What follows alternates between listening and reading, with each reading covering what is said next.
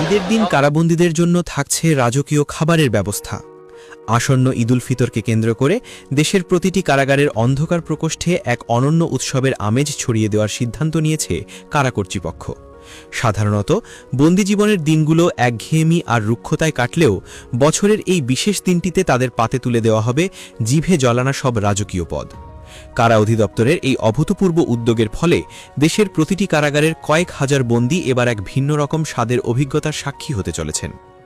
কারা অধিদপ্তর সূত্রে প্রাপ্ত তথ্য অনুযায়ী ঈদের দিনটি বন্দীদের জন্য শুরু হবে মিষ্টিমুখের মাধ্যমে। দীর্ঘ এক মাসের সিয়াম সাধনার পর ঈদের সকালে তাদের জন্য রাখা হয়েছে ঐতিহ্যবাহী ও তৃপ্তিদায়ক খাবারের মেনু।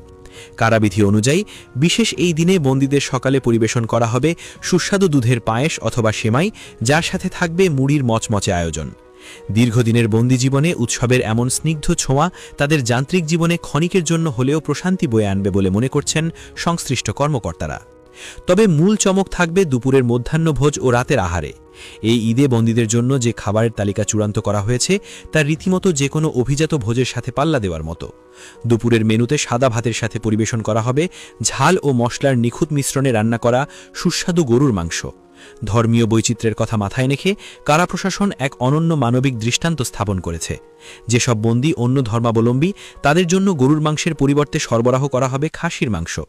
এখানেই শেষ নয়, প্রতিটি বন্দীর পাতে থাকবে বড় এক টুকরো মুরগির রোস্ট, যা হবে বিশেষ কায়দায় প্রস্তুতকৃত। সাথে যোগ করা হবে সুস্বাদু আলুর দম এবং টাটকা রুই মাছের ঝোল। সবশেষে খাবারের তৃপ্তিপূর্ণ করতে বাঙালির চিরচেনা ঐতিহ্য অনুযায়ী পানের সুব্যবস্থাও রাখা হয়েছে।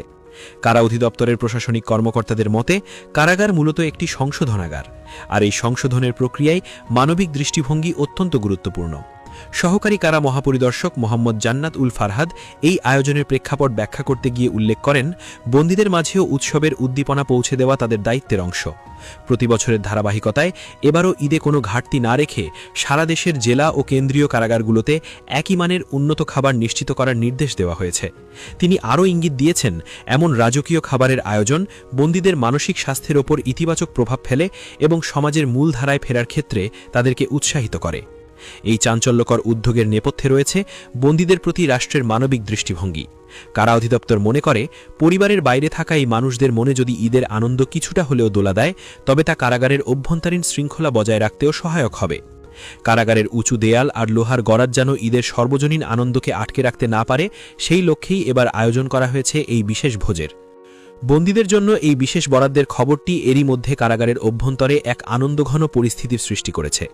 সাধারণ সময়ে যেখানে ডাল ভাতের সাধারণ রুটিন মেনে চলতে হয়, সেখানে একদিনে এতগুলো পদের